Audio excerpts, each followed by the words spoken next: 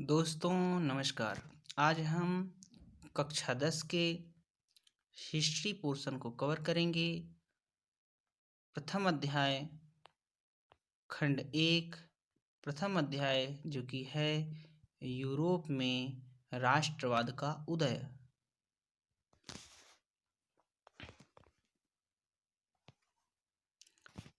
Eighteen 1848 में एक फ्रांसीसी कलाकार फ्रेडरिक शारियो ने 4 चित्रों की एक श्रृंखला बनाई। इनमें उसने अपने सपनों का संचार रचा जो उसके शब्दों में जनतांत्रिक और सामाजिक गणतंत्रों से मिलकर बना था। इस श्रृंखला के पहले चित्र में यूरोप और अमेरिका के लोग दिखाए गए हैं। सभी उम्र और सामाजिक वर्गों के स्त्री पुरुष एक लंबी कतार में स्वतंत्रता की प्रतिमा की वंदना करते हुए जा रहे हैं। आपको याद होगा कि फ्रांसीसी क्रांति के दौरान कलाकार स्वतंत्रता को महिला का रूप प्रदान किया करते थे। यहाँ भी आप ज्ञानोदय की मशाल को पहचान सकते हैं जो उसके हाथ में है और दूसरे में मनुष्य के अधिकारों का घोषणा पत्र। प्रतिमा के सामने जमीन पर निरंकुश संसाधनों के ध्वस्त अवशेष बिखरे हुए हैं। सारियो के कल्पनादर्श यूटोपिया में दुनिया के लोग अलग अलग राष्ट्रों के समूहों में बटे हुए हैं जिनकी पहचान उनके कपड़ों और राष्ट्रीय पोशाक से होती है। स्वतंत्रता की मूर्ति से कहीं आगे इस जुलूस का नेतृत्व कर रहे हैं संयुक्त राज्य अमेरिका और स्विट्जरलैंड जो तब तक राष्ट्र राज्य बन चुके थे। फ्रांस जो क्रांतिकारी तिरंगे से पहचाना जा सकता है प्रतिमा के पास अभी अभी पहुंचा है। उसके पीछे जर्मनी के लोग हैं जो काला लाल और सुनहरा झंडा थामे हैं।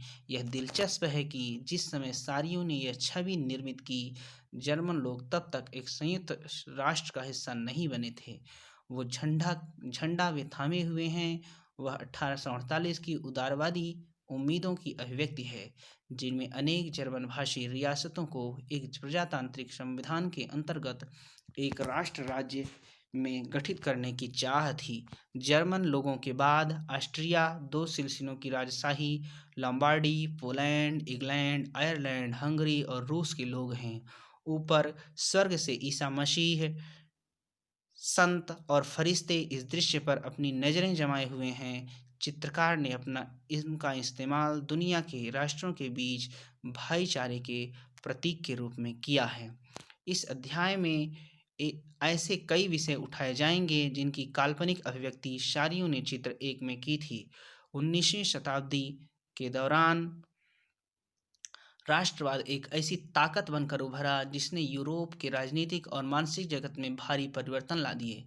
इन परिवर्तनों से अंततः यूरोप के बहुराष्ट्रीय वंशीय साम्राज्यों के स्थान पर राष्ट्र राज्य का उदय हुआ। यूरोप में लंबे समय से एक ऐसे आधुनिक राज्य की गतिविधियां और विचार विकसित हो रहे थे जिसमें स्पष्ट रूप से परिभाषित क्षेत्र पर प्रभुसत्ता एक केंद्रीय शक्ति की थी।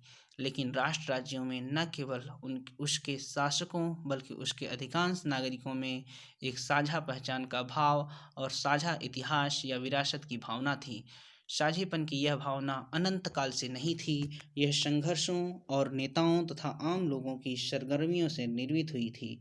यह अध्याय उन विविध प्रक्रियाओं पर प्रकाश डालेगा जिनके तहत 19वीं सदी के यूरोप में राष्ट्र राज्य और राष्ट्रवाद अस्तित्व में आए।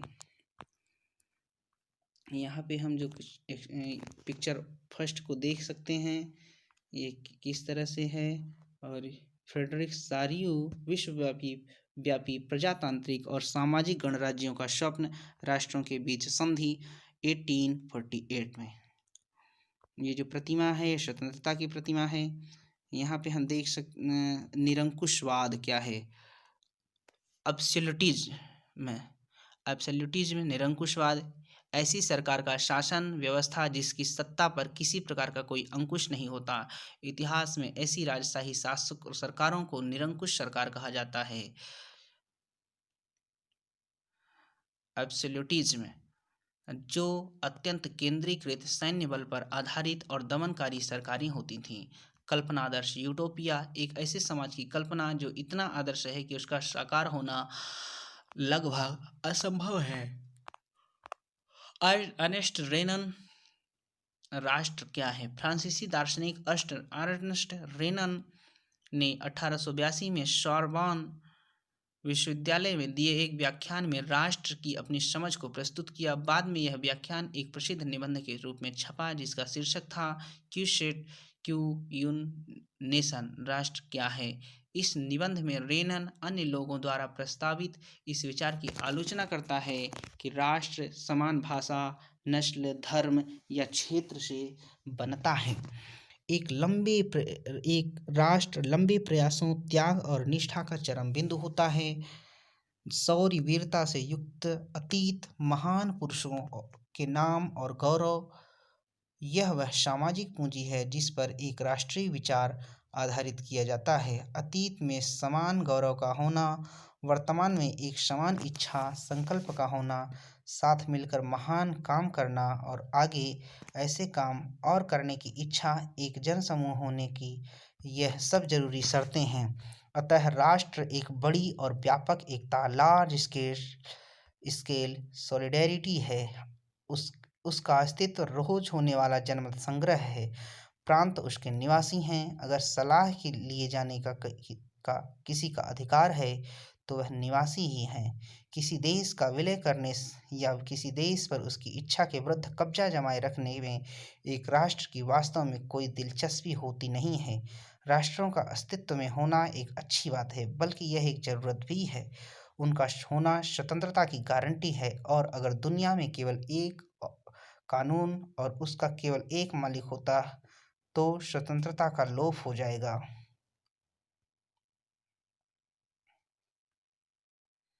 इस तरह से हम जनमत संग्रह क्या होता है? प्रत्यक्ष मतदान जिसके लिए जरिए एक क्षेत्र के सभी लोगों से एक प्रस्ताव को स्वीकार या अस्वीकार करने के लिए पूछा जाता है।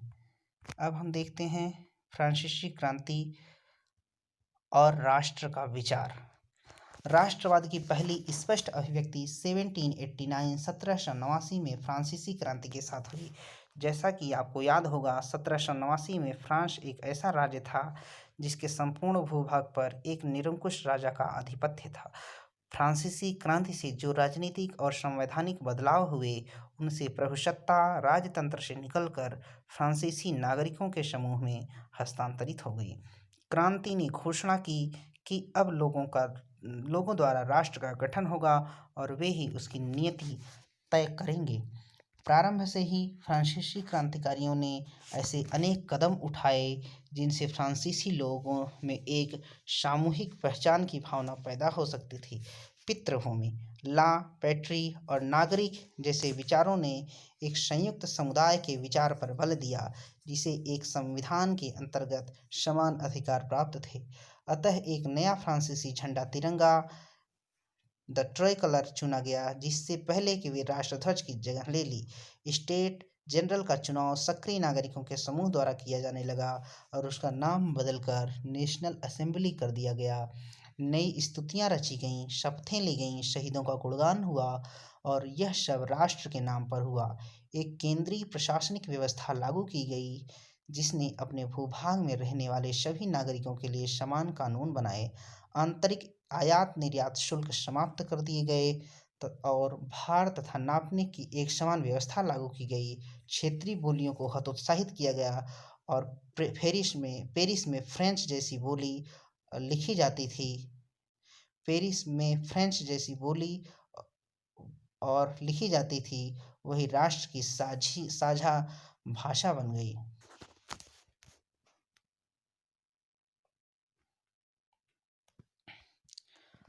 क्रांतिकारियों ने यह घोषणा की कि फ्रांसीसी राष्ट्र का यह भाग्य और लक्ष्य था कि वह यूरोप के लोगों को निरंकुश शासकों से मुक्त कराए। दूसरे शब्दों में, फ्रांस यूरोप के अन्य लोगों को राष्ट्रों में गठित होने में मदद देगा। जब फ्रांस की घटनाओं की खबर यूरोप के विभिन्न शहरों में पहुंची तो छात्र तथा शिक्षित मध्यवर्गों के अन्य सदस्य जैकोबिन क्लबों की स्थापना करने लगे। उनकी गतिविधियों और अभियानों ने उन फ्रेंच सेनाओं के लिए रास्ता तैयार किया जो 1790 के दशक में हॉलैंड, बेल्जियम, स्विट्जरलैंड और इटली के बड़े बड़े इलाकों में घुसीं। क्रांतिकारी युद्धों के शुरू होने के साथ ही फ्रांसीसी सेनाएं राष्ट्रवाद के विचार को विदेशों में ले जाने लगीं। नेपोलियन के नियंत्रण में जो विशाल क्षेत्र आया, वहां उसने ऐसे अनेक सुधारों की शुरुआत की जिन्हें फ्रांस में पहले ही आरंभ किया जा चुका था। फ्रांस में राजतंत्र वापस लाकर नेपोलियन ने निस्संदेह वहां प्रजातंत्र को नष्ट किया था। मगर प्रशासनिक क्षेत्र में उसने क्रांतिकारी सिद्धांतों का समावेश किया ताकि पूरी व्यवस्था अधिक तर्कसंगत और कुशल बन सके। 1804 की नागरिक संहिता, जिसे आमतौर पर नेपोलियन की संहिता के नाम से जाना जाता है, ने जन्म पर आधारित विशेषाधिकार समाप्त कर दिए थे। उसने कानून के समक्ष बराबरी और संपत्ति के अधिकार को सुरक्षित बनाया। इस संहिता को फ्रांसीसी नियंत्रण के अधीन क्षेत्रों में भी लागू किया गया। डच गणतंत्र, स्विट्जरलैंड, इटली और जर्मनी में नेपोलियन ने प्रशासनिक विभाजनों को सरल बनाया, सामंती व्यवस्था को खत्म किया और किसानों को भू दासत्व और जागीरदारों की शुल्कों से मुक्ति दिलाई। शहरों में भी कारीगरों के श्रेणी संघों के नियंत्रण को हटा दिया गया। यातायात और संचार व्यवस्था को सुधारा गया। किसानों, कारीगरों, मजदूरों और नए उद्योगपतियों ने नई नई मिली आज़ादी चखी। उद्योगपतियों और ख़ास तौर पर सामान बनाने वाले लघु उत्पादक ये समझने लगे कि एक समान कानून, मानक भार तथा नाप और एक राष्ट्रीय मुद्रा से एक इलाके से दूसरे इलाकों में वस्तुओं और पूंजी के आवागमन में सहूलियत होगी। लेकिन जीते हुए इलाकों में स्थानीय लोगों की फ्रांसीसी शासन के प्रति मिली-जुली प्रतिक्रियाएं थीं। शुरुआत में अनेक स्थानों जैसे हॉलैंड और स्विट्जरलैंड और साथ ही कई शहरों जैसे ब्रुसेल्स, मेंज, मिलान और वारसा में फ्रांसीसी सेनाओं का स्वतंत्रता का तोहफा देने वालों की इस तरह स्वागत किया गया। मगर यह शुरुआती उत्साह शीघ्र ही दुश्मनी में बदल गया जब यह साफ होने लगा कि नई प्रशासनिक व्यवस्थाएं राजनीतिक स्वतंत्रता के अनुरूप नहीं थीं। बढ़े हुए कर, सेंसरशिप और बाकी यूरोप को जीतने के लिए फ्रेंच सेना में जबरन भर्ती हो रहे नुकसान प्रशासनिक परिवर्तनों से मिले फायदे से कहीं ज़्यादा नज़र आने लगे। अब हम इसके पीछे देख सकते हैं।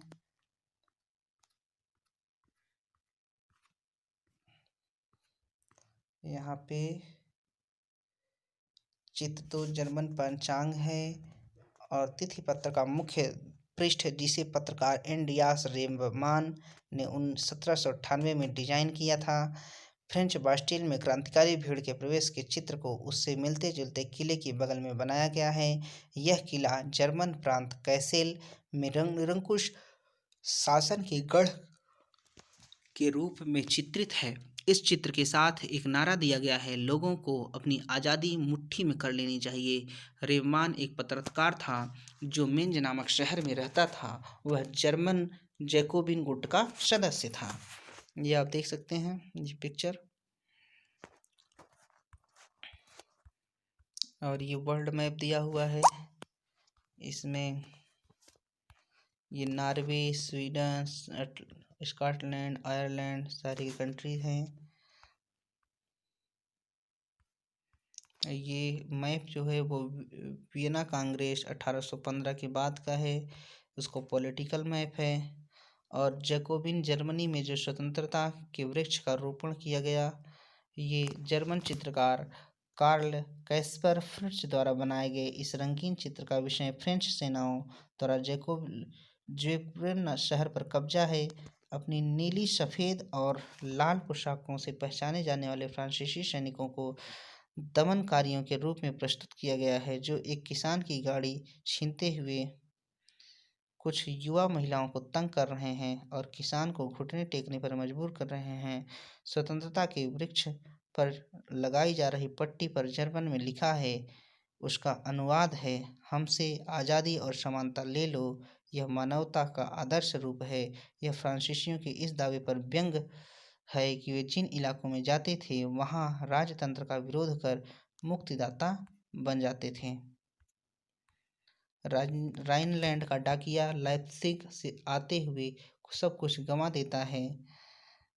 यहाँ नेपोलियन को 1813 में लाइप्जिग की लड़ाई हार कर फ्रांस लौटते हुए डाकिये के रूप में दर्शाया गया है। इसके झोली से गिरते हुए हर चिट्ठी पर उसके भूभागों के नाम लिखे हुए हैं जिन्हें वह अब हार चुका है। अब यूरोप में राष्ट्रवाद का निर्माण। अगर आप मध्य 18वीं सदी के यूरोप के नक्शे को देखें तो उसमें वैसे राष्ट्र राज्य नहीं मिलेंगे जैसे कि आज हैं, जिनमें आज हम जर्मनी, इटली और स्विट्जरलैंड के रूप में देखते हैं। वे तब राजशाहियों, डचियों और कैंटनों में बटे हुए थे, जिनके शासकों के स्वायत्त क्षेत्र थे। पूर्वी और मध्य यूरोप निरंकुश राजतंत्रों के अधीन थे और इन इलाकों में तरह तरह के लोग रहते थे। वे अपने आप को एक सामूहिक पहचान या किसी समान संस्कृति का भागीदार नहीं मानते थे। अक्सर वे अलग अलग भाषाएं बोलते थे और विभिन्न जातीय समूहों के सदस्य थे। उदाहरण के तौर पर ऑस्ट्रिया हंगरी पर शासन करने वाला हैब्सबर्ग साम्राज्य कई अलग अलग क्षेत्रों और जनसमूहों को जोड़कर बना था। इसमें एल्प्स के टिरॉल, ऑस्ट्रिया और सुडेनलैंड जैसे इलाकों के साथ साथ बोहेमिया भी शामिल था, जहाँ के कुलीन वर्ग में जर्मन भाषा बोलने वाले ज़्यादा थे। हैब्सबर्ग साम्राज्य में लॉम्बार्डी और वेनेशिया जैसे इतालवी भाषी प्रांत भी शामिल थे। हंगरी में आधे लोग मैग्यार भाषा बोलते थे, बाकी लोग विभिन्न बोलियों का इस्तेमाल करते थे। गलीशिया में कुलीन वर्ग पोलिश बोलता था। इन प्रभावशाली समूहों के अलावा हैब्सबर्ग साम्राज्य की सीमा रेखाओं के भीतर भारी संख्या में खेती करने वाले लोग अधीन व्यवस्था में रहते थे और उत्तर में बोहेमियन और स्लोवाक, कार्नियोला में स्लोवेन्स, दक्षिण में क्रोएट तथा पूर्व की तरफ ट्रांसिल्वेनिया में रहने वाले राउमन लोग। ऐसा फर्क राजनीतिक एकता को आसानी से बढ़ावा देने वाला नहीं था। इस तरह तरह के समूहों को आपस में बांधने वाला तत्व केवल सम्राट के प्रति सबकी निष्ठा थी। राष्ट्रवाद और राष्ट्र राज्य का विचार कैसे उभरा। यहाँ पे कुछ महत्वपूर्ण तिथियाँ हैं जो 1797 में नेपोलियन का इटली पर हमला, नेपोलियाई युद्धों की शुरुआत, 1814 से 1815 में नेपोलियन का पतन, वियना संधि शांति, 1821 में यूनानी स्वतंत्रता के लिए प्रति संघर्ष, 1848 में फ्रांस से क्रांति, आर्थिक परेशानियों से ग्रस्त कारीगरों और औद्योगिक मजदूरों और किसानों की बगावत, मध्य वर्ग संविधान और प्रतिनिध्यात्मक सरकार के गठन की मांग करता है। इतालवी, जर्मन, मैग्यार, पोलिश, चेक आदि राष्ट्र राज्यों की मांग करते हैं। इटली का एकीकरण 1859 से 1870 में, 1866 से 71 में जर्मनी का एकीकरण, 1905 में हैब्सबर्ग और ऑटोमन साम्राज्य में स्लाव राष्ट्रवाद मजबूत होता है। अब हम देखेंगे कुलीन वर्ग और नया मध्य वर्ग।